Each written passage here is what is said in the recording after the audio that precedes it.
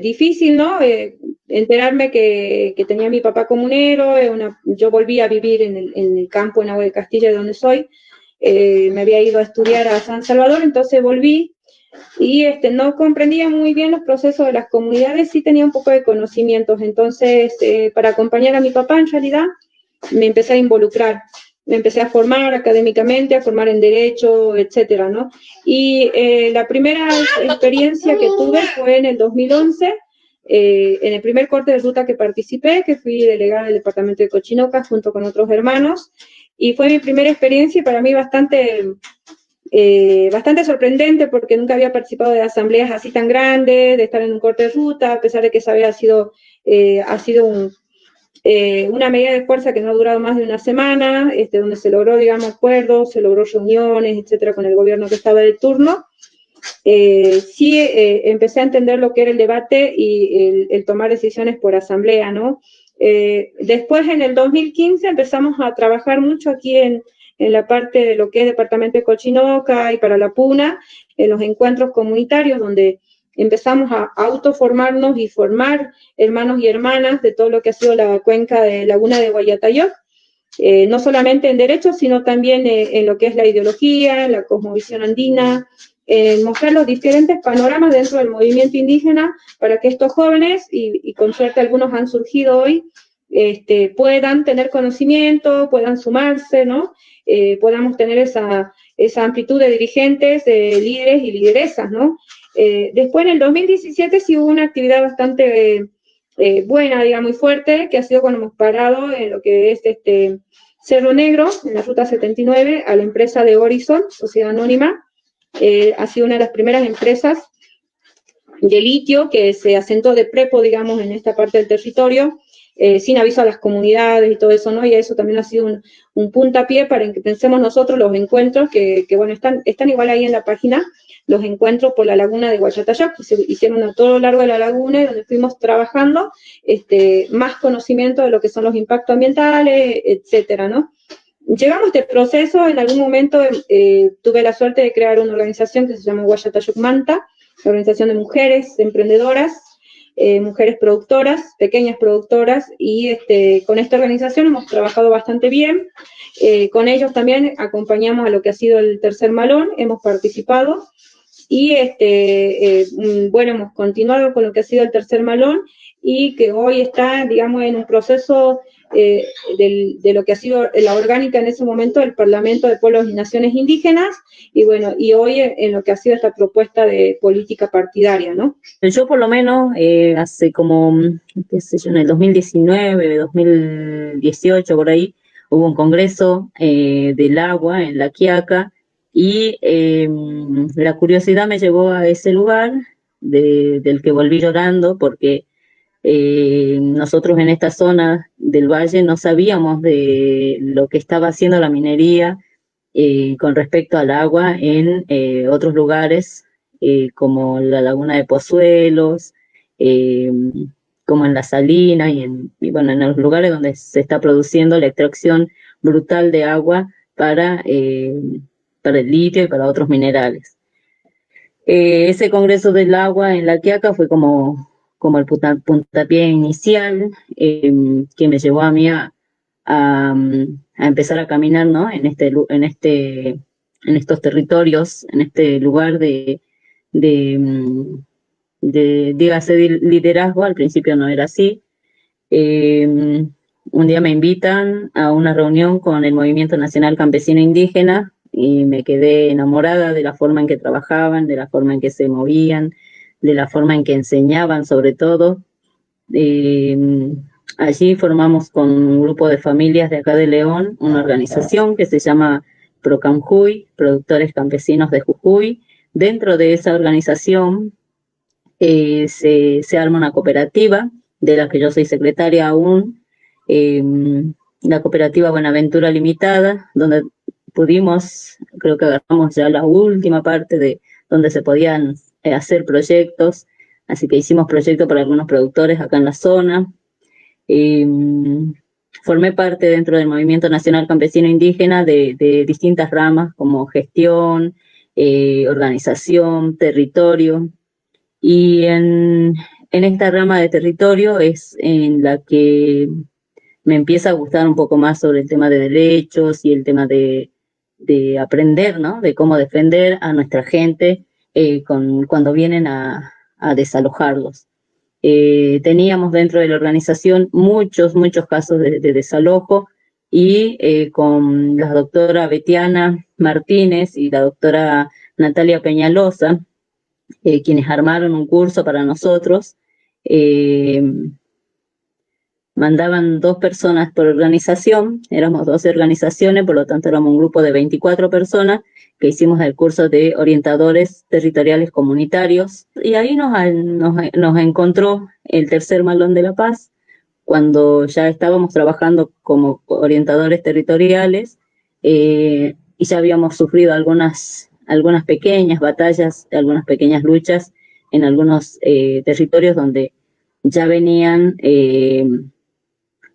amenazando con desalojos. Ya había habido un desalojo en Palmasola y en Palpalá. Entonces, como que ya veníamos un poco estudiando este tema, ¿no?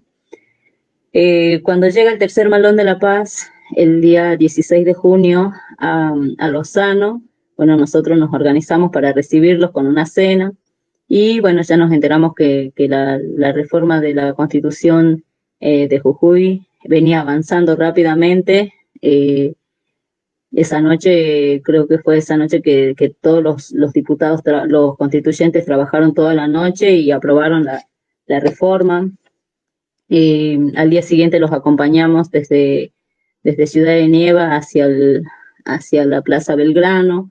Estuvimos también participando en la asamblea que hubo en la Facultad de Humanidades, y en esa asamblea es donde se decide, ¿no? Hacer el corte de ruta en Purmamarca. Y bueno, ahí al día siguiente nos fuimos a Purmamarca. Ahí es donde pude conocer a Eva y a un montón de otras lideresas importantes, aunque yo creo que muchas de ellas no saben lo importante que son para nosotros. El tercer Malón de la Paz no ha sido cualquier cosa, no ha sido una lucha ni una batalla más, ha sido un antes y un después en mi vida, y en el sentido de despertar, de ver de dónde estamos parados, y qué vamos a hacer al respecto. Una de tantas noches que estuvimos ahí al lado del fuego en Purmamarca, y yo les dije a los chicos, tenemos que organizarnos, tenemos que ver qué aprendemos de esto que nos está pasando. Yo ya venía pensando en esto de los estatutos, porque a nosotros nos ha pasado muchas veces que en el Centro Gaucho está ese artículo, y mucha gente lo toma muy a pecho al tema de que somos apolíticos y no podemos charlarlo, pero cuando viene el intendente y nos quiere quitar el predio, el lugar, la tierra de nuestro Centro Gaucho, nosotros no podemos hacer nada porque somos apolíticos. Claro. Pero si el problema territorial es un problema político, no es justo que la respuesta sea apolítica. Entonces, esa es una de las causas y de las razones por las que tenemos que nosotros incursionar en este tema, ver la manera de cambiar ese artículo de las instituciones, para abrir una puerta y las instituciones podamos formar parte, o sea, poder gobernar, poder acompañar en el gobierno de nuestros pueblos. Porque si no queda reducido a este pequeño grupo de personas que nos gobiernan justamente, ¿no es cierto? Entonces, nosotros desde que tuvimos el taller que te digo de orientadores territoriales comunitarios, en el que nosotros le enseñábamos a la gente cómo tiene que hacer la denuncia, cuando viene una persona con una carpetita diciendo este territorio es mío, ustedes se tienen que ir. Entonces nosotros le enseñamos a la gente qué es lo que tienen que decir, cómo tienen que plantarse, qué es lo que le tienen que decir a la policía cuando van a hacer la denuncia, qué decirle a la policía cuando no les quieren tomar la denuncia, porque justamente muchas veces la policía está cooptada por estos terratenientes que se creen dueños de la tierra o quieren ser dueños de la tierra y eh, nosotros le enseñábamos eso a la gente. Cuando estuvimos en Purmamarca, hablando justamente de ese tema, es que se toma la decisión de organizarse políticamente. Y es lo que hicimos, cumplimos con lo que dijimos. Vamos a estudiar para gobernar nuestro territorio. Listo, ¿qué van a hacer? Vos vas a estudiar que es ciencia jurídica, el otro va a estudiar abogacía, el otro va a estudiar lo que tenga, lo que quiera estudiar, pero siempre pensando en que va a estudiar para gobernar su territorio. Ese fue como un pacto que hicimos una noche en esas charlas que tuvimos, muy profundas, por la que yo, la verdad, creo que el tercer malón de la paz fue un malón educativo. Otra de las decisiones que se han tomado ahí ha sido de que una vez que estudiamos para gobernar nuestros territorios, empezar a hacerlo.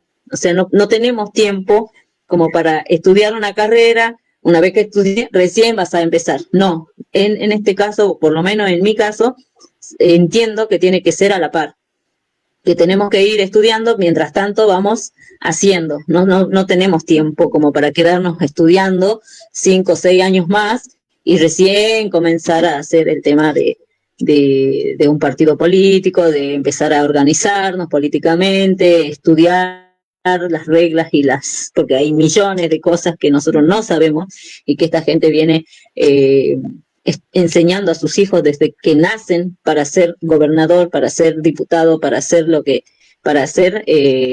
parte del gobierno en cuanto crezcan. Entonces, nosotros no tenemos ese tiempo que ellos tuvieron. Nosotros tenemos que reeducar a nuestra gente. Y para reeducar a nuestra gente tenemos que empezar a trabajar desde los jóvenes, desde los niños, desde el secundario, el primario, desde el jardín, si es inclusive, y bueno, y los que tienen la oportunidad de tener hijos, empezar a educar a sus hijos desde que nacen con la mentalidad de que vos vas a gobernar Tilcara, vos vas a gobernar Jujuy, vos vas a ser presidente de la nación. De esa manera, creo yo, que es la forma de, no sé si de cambiar totalmente esto, pero por lo menos de intentarlo, de intentar cambiar esta situación en la que nos ha puesto nuestra ignorancia de nuestros derechos, nos ha puesto en el lugar donde estábamos, en medio de la represión, en medio de tanta incertidumbre por tantos meses. Yo, por ejemplo, este año empecé a estudiar abogacía y yo tengo la plena seguridad de que si nos educamos, vamos a hacer que nuestros jóvenes y nuestros niños, no sé si nosotros vamos a llegar, porque ya tenemos de 40 para arriba, pero no sé si nosotros nos va a alcanzar el tiempo para poder gobernar como pensamos, pero por lo menos hemos descubierto, a través de toda esta represión y de todo este pisoteo, hemos descubierto que es la punta del ovillo es, tenés un niño, listo, lo vas a educar desde que nace, como hacen ellos, el niño nació, va al jardín de infantes, pero ese niño está siendo educado para ser diputado, para ser gobernador. Y yo lo he descubierto tanto en la práctica esta que nos tocó con lo de la reforma, y mucho antes, cuando era empleada doméstica, me tocó estar trabajando para algunos diputados, senadores. Sin saberlo, he ido a caer a esas casas y atando cabos en este momento de la forma en que los crían a sus hijos, me doy cuenta que es lo que hacen. El contexto de la minería es muy conflictivo actualmente en territorio. Ha dividido a la mayor parte de las comunidades. La verdad que han entrado en muchas comprando voluntades, en muchas comprando dirigentes, comuneros, y ha llegado a la situación de dividir a las comunidades y eso también afecta de alguna manera ahora lo que es el periodo eleccionario, petitorio. Y la lucha aún peor porque no solamente está la persecución política, la persecución, digamos, como personas, porque comienzan a denigrar a las personas, comienzan a generar situaciones falsas donde, como se conoce vulgarmente decir, te hacen la cama, cosas así. Y también pasa esto de las causas falsas, ¿no? No solamente hay causas falsas a las personas, a los dirigentes, sino también lo que ha pasado hace poquito en una comunidad cercana que estuve asesorando, es que comenzaron a implantar personas del PRO, ¿no? Personas afines con el gobierno actual, parientes lejanos, suponete, de los que habitan el territorio, los empezaron a implantar dentro del territorio, tal vez como turistas algunos, otros así como que van a conocer el campo, qué sé yo, y después terminan queriéndole quitar las tierras a los que realmente han estado siempre ahí, ¿no? Nos ha pasado en esta comunidad en particular, que fueron a agredir a un abuelo, una señora grande, al campo vecino, para generarle causas, o sea, generar una mala reacción en las otras familias y judicializar, digamos, la tenencia de la tierra, ponerle en duda los títulos de las tierras y entonces con ese pretexto quedarse con esos campos. Estrategias como estas, muchísimas, y están pasando, como también en otras comunidades, por ejemplo, lo que están haciendo es permitirles el cateo de litio en sectores de familias que ni siquiera están enteradas, digamos, de que va a haber litio, o que se va a permitir el ingreso de las empresas a esas comunidades. Entonces, termina en un total conflicto.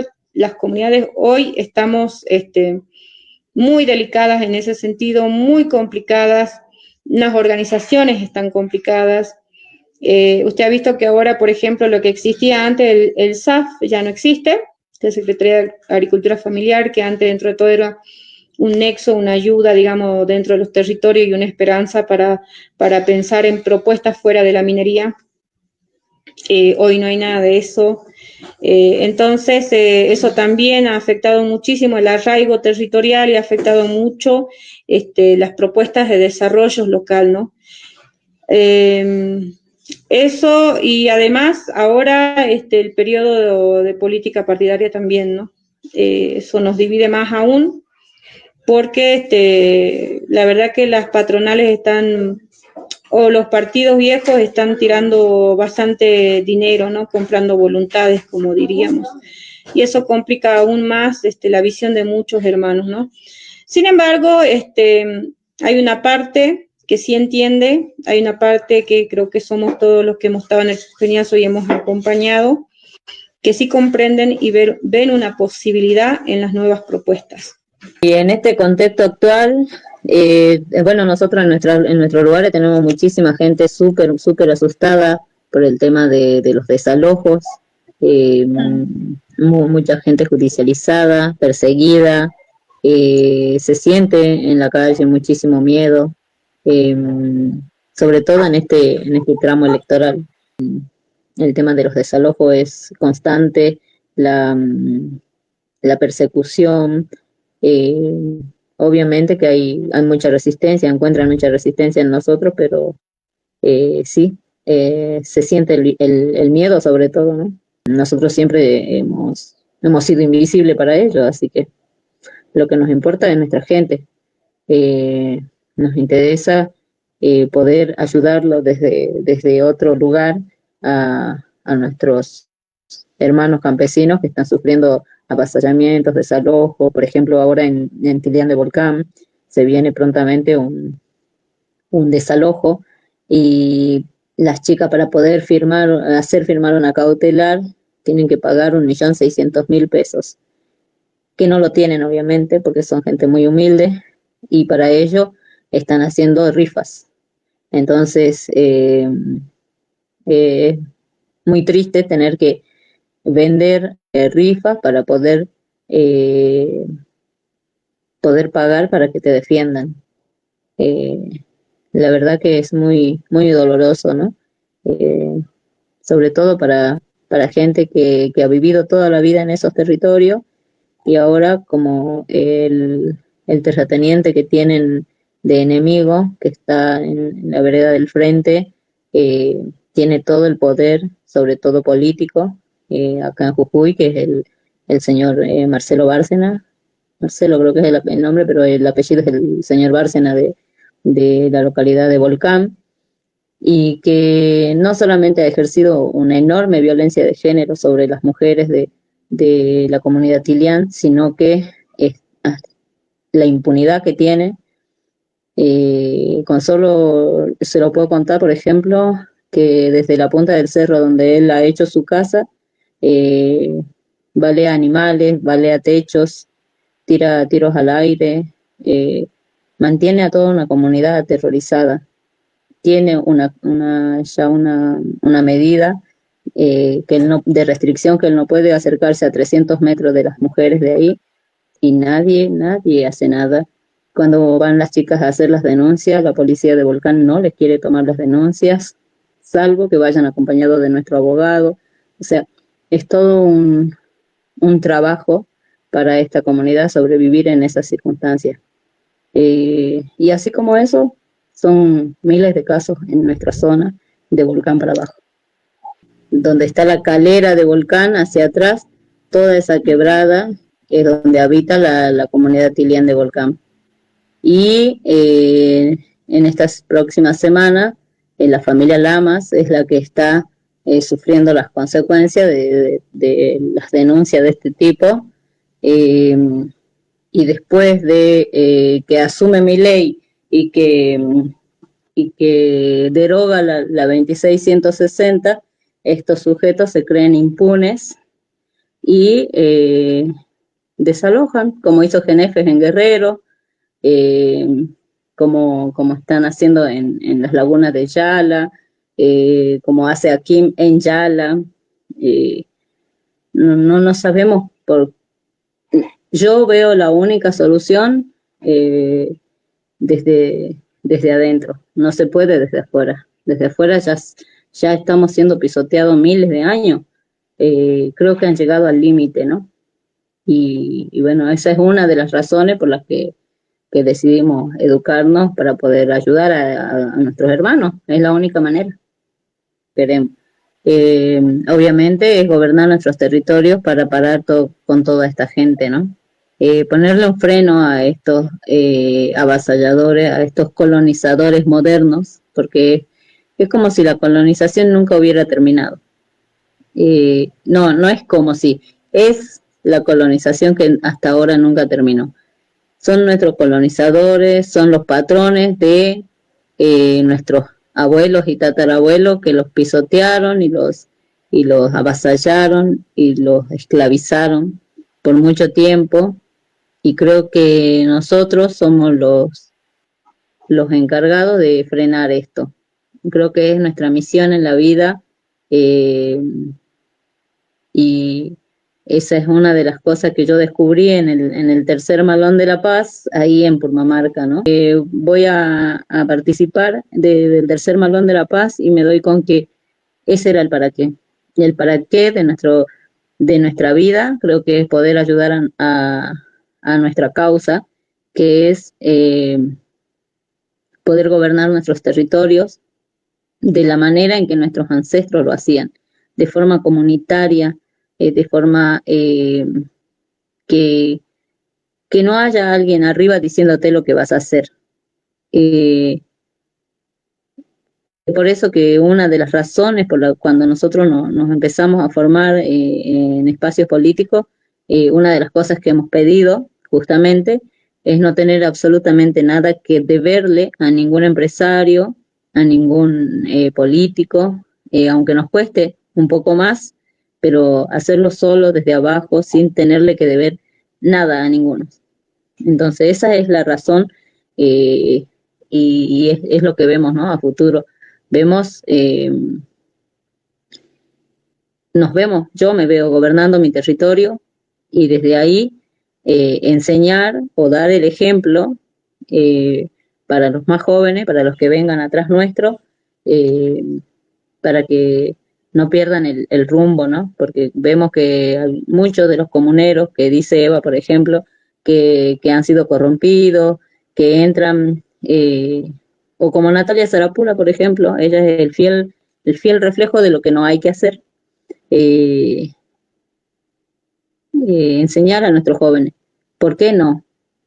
¿Por qué nosotros nos tenemos que educar para poder gobernar nuestros territorios? Yo me veo gobernando mi territorio. Veo a nosotros educados para gobernar nuestros territorios como nos gobernaban nuestros ancestros. Porque antes de que nos colonicen, nosotros ya estábamos organizados, ya éramos una civilización muy próspera. Y, y me veo de esa manera, enseñando de esa forma de gobernar. Hay que avanzar a la administración territorial, ¿no? ¿Qué quiere decir esto? Nosotros necesitamos recuperar y desarrollar las industrias, ¿no?, locales, que hoy más es conocido como emprendedurismo, más conocido como economía popular, le dicen, ¿no? Pero una vez recuperando eso también hay que, o para llegar a un objetivo positivo económicamente, que es lo que hoy nos moviliza, es el empezar a actuar como dueños del territorio. No creo que hemos quedado en ese proceso de la colonización, de la neocolonización actualmente, en donde el hermano ha perdido el sentido de pertenencia y ha perdido también el razonamiento de que es el dueño y no el peón.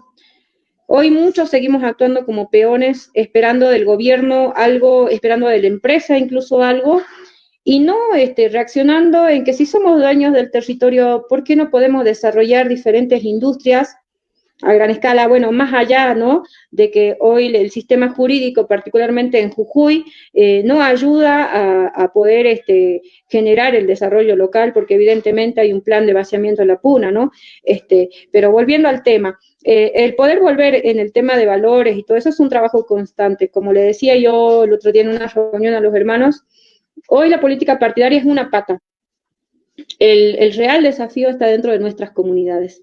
Y el real desafío está vencer esta dogmatización, es vencer este paradigma, vencer la discriminación social donde el indígena, el indio, la india quiera aspirar a un gobierno. Yo me acuerdo que he trabajado con otros sectores, por decirlo así, y donde una vez me animé a decirlo que soñábamos con ser, en algún momento, tener un presidente o una presidenta indígena.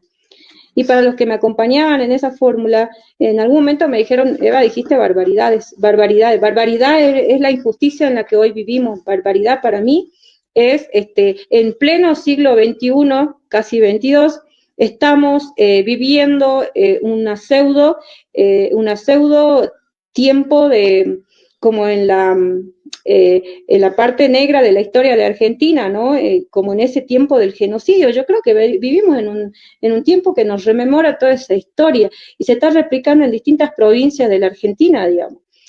Entonces hoy una loca Eva, una loca Nati, que se animan a soñar con una presidenta indígena, que se animan a desafiar y a pedir una mujer coya en la legislatura, estamos diciendo que nosotros tenemos mucho para dar, pero no es solo eso de que tenemos capacidades, es el hecho de que somos dueños reales del territorio de Jujuy, somos nosotros los que merecemos y debemos estar como gobernantes, presidentes, intendentes, comisionados, etcétera, lo que tenga que ser, pero somos nosotros los que tenemos que estar en ese lugar, administrando nuestros territorios, poniendo nuestras propias leyes, ¿no? Más vale que sí hay un proceso de reivindicación histórica, hay un proceso que nos debemos, ¿no? Pero también tenemos que ser conscientes, hermanas, de que en este tiempo no vamos a volver al Tupac Katari, a la Bartolina Sisa de aquellos años. No va a suceder, porque estamos en otros tiempos donde ya nos han corrompido de tal manera que es muy difícil volver a aquel pasado soñado que todos queremos, quisiéramos, ¿no? Más bien, digamos, hay que dejar de lamentar lo que ya sucedió, a mi criterio, hay que dejar de renegar con el pasado, ¿no? Y hay que empezar a construir desde nuestras realidades, desde las potencias que tenemos, desde las dirigencias que tenemos y desde nuestras realidades. O sea, la política partidaria hoy nos corta transversalmente, entonces partamos desde ese punto de vista, ¿no? Porque nos manipulan a tal punto que hoy seguimos peleando entre nosotros, los más pobres, y ellos allá compartiendo la torta, como dicen, ¿no?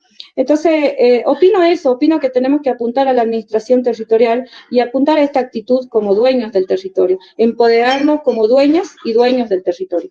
Recuerdo una vez en el corte de Purmamarca que yo me acerqué a una abuela que estaba ahí siempre, y le digo, abuela, no esté triste, todo esto va a pasar, ya va a ver que vamos a estar todos bien, no estés triste. Y ella me respondió con una entereza que no me la puedo olvidar hasta ahora, que me dijo, ¿por qué voy a estar triste yo? Si yo soy la dueña de la tierra. El que tiene que estar triste es el usurpador Morales, no yo. Y tenía tanta razón, y yo a eso lo traslado ya sea al momento político, lo traslado cada vez que vamos a enfrentar un desalojo, lo traslado en cualquier cosa, eso me da, esas palabras tan sabias me dan la fuerza como para poder ayudar, acompañar, estudiar, y estar en este momento, en el momento que estamos viviendo, ¿no? Que el sistema de gobierno en el que vivimos es verticalista, entonces por ende, digamos, tenés que ver estos escalones en los cuales ya está diagramado, hecho, ¿no? De superioridad por el cual tenés que pasar. Por ejemplo, me sucedió en otro partido en el que estuve, donde también por el perfil, por la forma de hablar, etcétera, se me pensó para una candidatura importante. Y las mismas personas pertenecientes a ese partido me acusaban de todo, digamos, de arribista, de caída del cielo, cosas como esas. Pero ¿cuál era el trasfondo de estos comentarios? Era el hecho de que aquí los partidos, las patronales están acostumbrados a que tengas que militar por lo menos 20 años o más en X partido, ¿no? Y puedes recién aspirar a ocupar un cargo importante. En el caso de la Puna es todavía más terrible, porque debe ser cada 20 años que algún partido le da oportunidad a un puneño a poder llegar a una candidatura importante. Así que hoy podríamos decir que estamos en una situación histórica donde muchos indígenas estamos participando de esta posibilidad de ser y ser parte de una candidatura importante como es diputados, ¿no?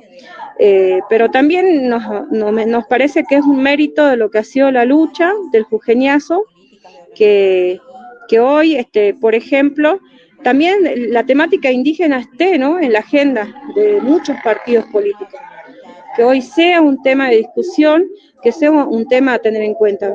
Pero más allá de eso, digamos, ¿quiénes mejores que nosotros, los actores territoriales, vamos a saber nuestras reales necesidades, vamos a saber cuál es la realidad dentro de nuestras comunidades y cuáles son no solamente las necesidades, sino cómo queremos, ¿no?, cómo pensamos y proyectamos una política hacia el futuro?